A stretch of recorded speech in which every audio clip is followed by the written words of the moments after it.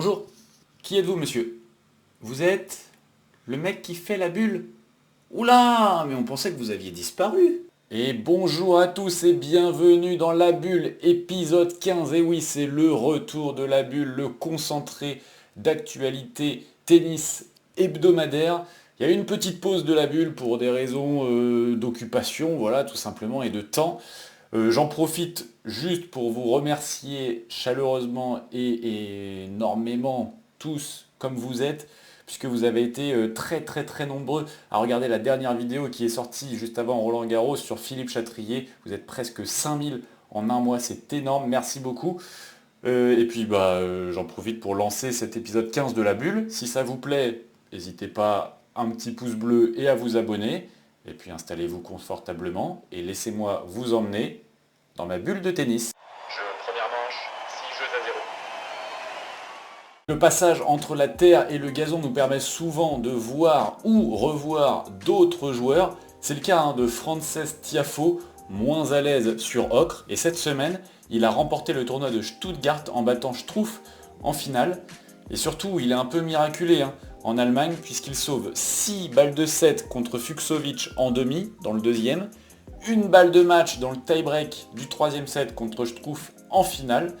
Et grâce à cette victoire, il intègre pour la première fois le top 10.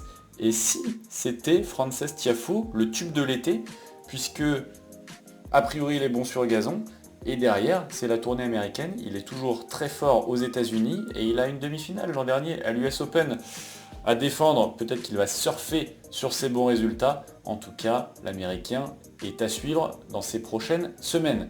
Côté autres résultats à noter, le titre à Sertogenbosch de Talon Griekspoor face à Jordan Thompson. Là aussi, deux joueurs qui disparaissent un petit peu sur terre battue et qui reverdissent quand on joue sur gazon.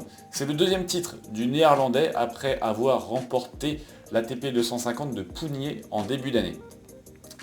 Chez les filles, Cornet était la seule non-britannique en demi de Nottingham.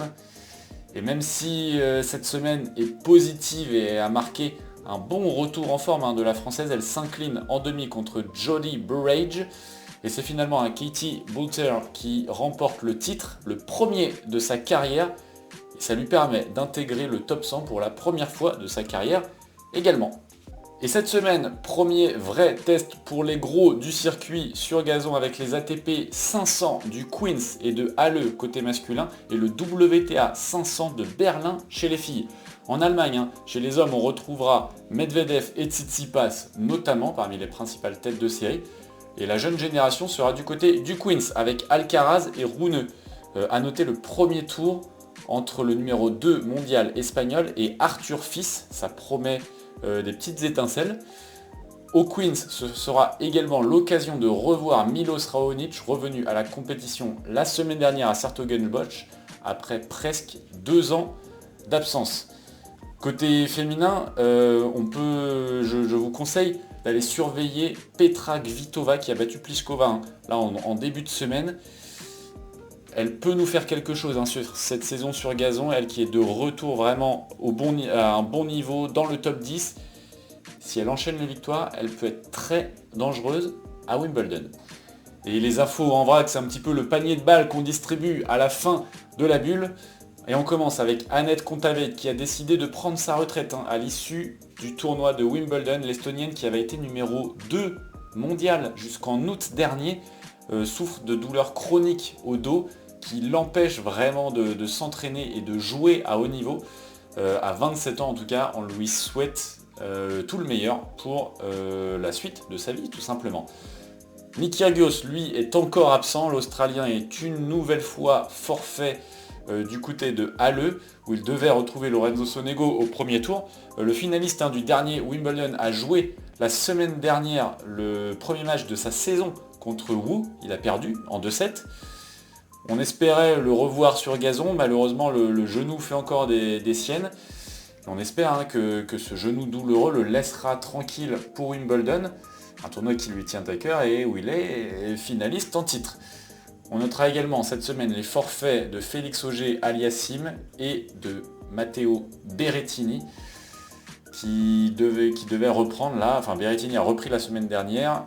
Il devait reprendre un petit peu plus là.